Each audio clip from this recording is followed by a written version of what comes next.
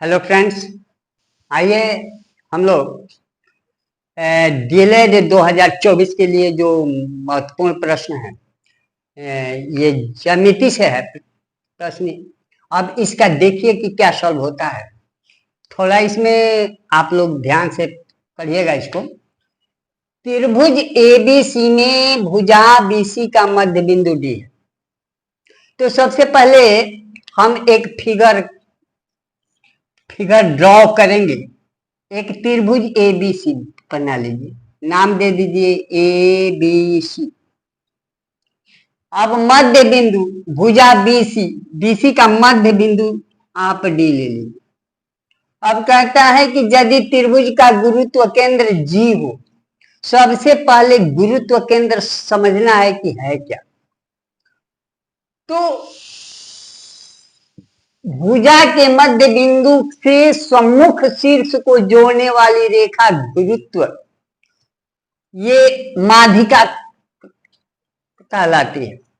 भुजा के मध्य बिंदु से सम्मुख शीर्ष को जोड़ने वाली रेखा माध्यिका होती है।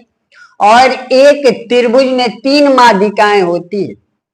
तो तीनों माध्यिकाएं जिस बिंदु पर मिलती है उसे हम गुरुत्व केंद्र कहते हैं। दोस्तों, एक त्रिभुज की 3 माध्यिकाएं होती और तीनों माध्यिकाएं जिस बिंदु पर मिलती हैं उस बिंदु को हम गुरुत्व केंद्र या केंद्रक के नाम से भी जानते हैं। इसको जी से सूचित किया जाता है। तो यहाँ हमारा जो गुरुत्व केंद्र जी है, इसका गुण होता है कि वह प्रत्येक माध्यिका को यह गुरुत्व केंद्र 2 और 1 के अनुपात में डिवाइड करता है, विभाजित करता है। तो यहाँ जो है जी, इसका माध्यिका का यह गुरुत्व केंद्र है। तो स्पष्टतः एजी और जीडी का मान हमको ज्ञात करना है, एजी रेशियो जीडी। तो यह 2 और 1 के अनुपात में विभाजित करता है, इसलिए ऑप्शन हमारा बी नंबर से। तो एक बार पुनः जानिए कि माध्यिका क्या होता है कि भुजा के मध्य बिंदु और उसके सम्मुख शीर्ष को जो रेखा जोड़ती है उसको माध्यिका कहते हैं। और एक त्रिभुज में 3 माध्यिकाएं होती और तीनों माध्यिकाएं जिस बिंदु पर मिलती है उसे हम गुरुत्व केंद्र कहते हैं।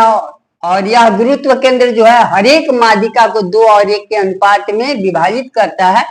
अतः एजी और जीडी का अनुपात 2:1 होगा, इसलिए हमारा बी ऑप्शन है।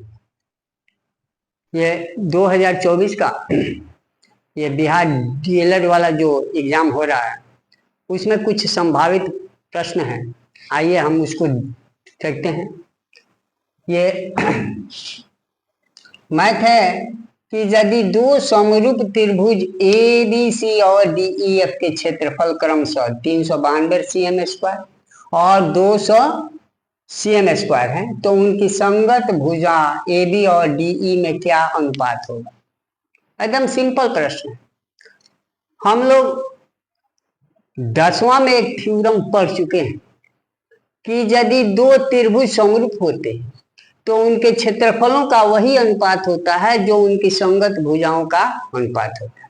यहाँ पर हम देखें कि अगर 2 त्रिभुज ए बी सी और डी ई एफ है, डी ई एफ, तो भुजा ए बी का संगत भुजा डी ई होगा। ये ना कि भुजा ए बी का संगत भुजा ई एफ होगा, नहीं, ए बी का संगत भुजा डी ई होगा, बी सी का संगत भुजा ई एफ और ए सी का संगत भुजा डी एफ होगा। तो इस प्रश्न के अनुसार हमारा दिया हुआ है कि area of triangle A B C by area of triangle D E F equal होगा इनके संगत भुजा के वर्ग के, अर्थात ए बी का वर्ग बाई डी ई का वर्ग। अब वैल्यू पुट कर लेंगे हम यहाँ 392, इसका एरिया है 200 ये हो गया। इसको हम लिख सकते हैं A B by D E का होल वर्ग। अब इसको अगर कैंसिल हम करते हैं तो 25 8 से ये 8 से ये दोनों कटेंगे, ये 49 मत में ये 25 मत में, अर्थात इधर से स्क्वायर हटेगा, ये इधर रूट हो गया। तो ए बी और डी ई का अनुपात हो गया रूट अंडर 49/25, अर्थात हमको 7 और 5 का रेशियो मिल गया, अर्थात A B ratio D E बराबर हो जाएगा 7:5। अब यहाँ पर हम देखते हैं ऑप्शन 4 है, इसमें 7 और 5 का 7 और 5 का रेशियो कौन है, तो डी ऑप्शन है, इसलिए हमारा डी ऑप्शन सही है। अगला प्रश्न है कि निम्नलिखित में से कौन सा त्रिभुज समकोण है। ये त्रिभुज की भुजाएं दी हुई है, अब इसमें पहचानना है कि कौन सा समकोण त्रिभुज नहीं। तो पाइथागोरस नाम का जो गणितज्ञ था उसने ये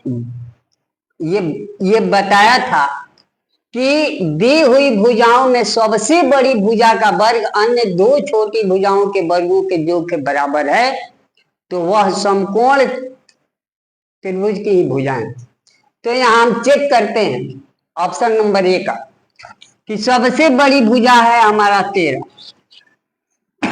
तो 13 का वर्ग हो गया 169, और दो छोटी भुजा है 8 और 12, इनके वर्ग का योगफल अगर निकालें तो 8 28 64 144, अगर इसको जोड़ेंगे तो हो गया 208।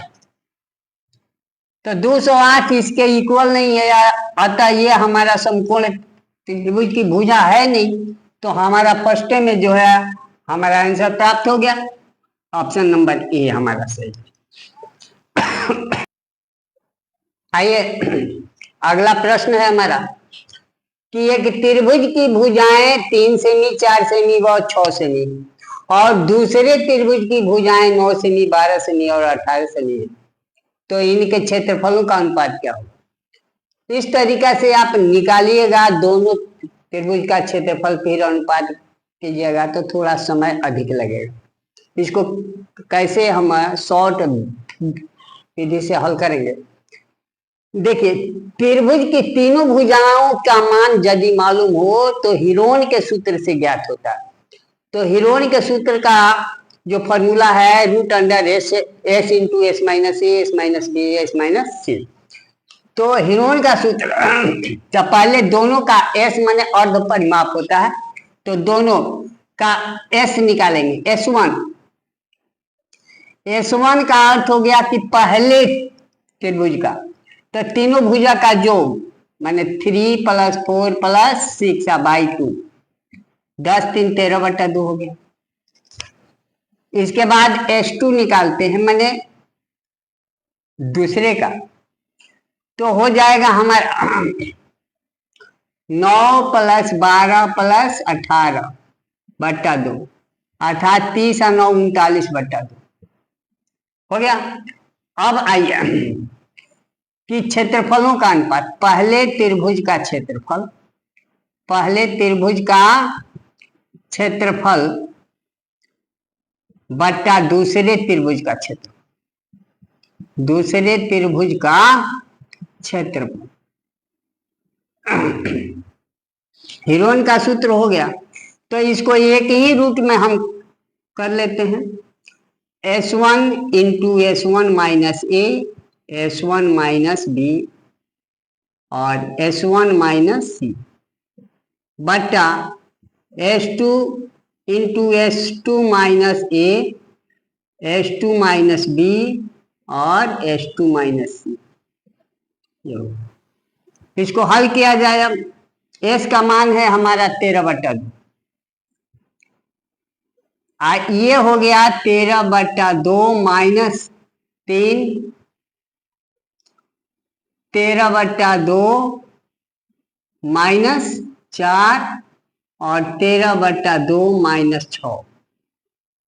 इसके नीचे आ जाइए, 13/2 नहीं 39 है ना इसका, 39/2 -9, 39/2 -12,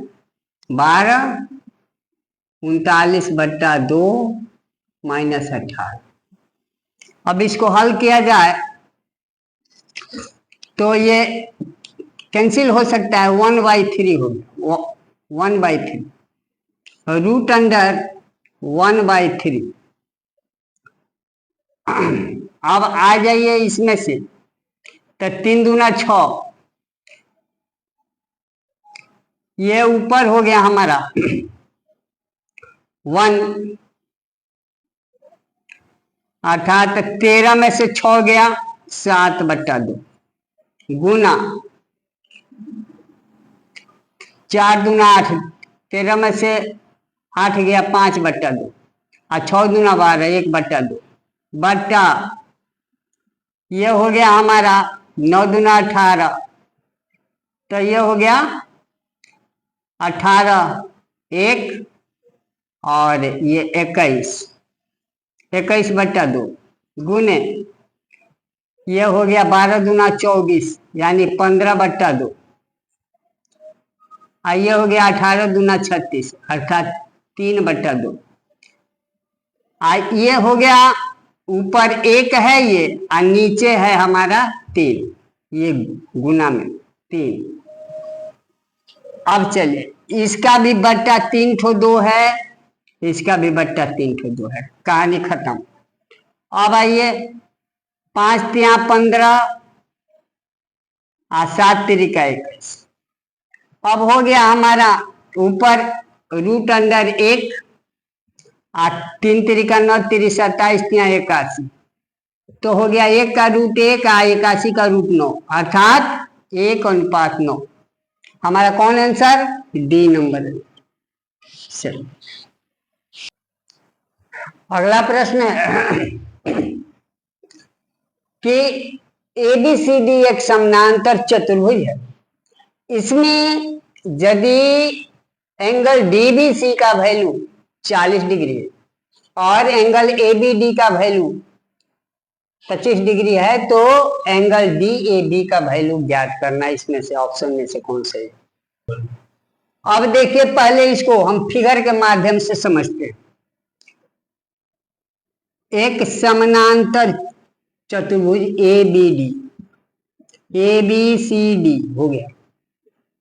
अब देखिए, इस प्रश्न में कहता है कि एंगल DBC,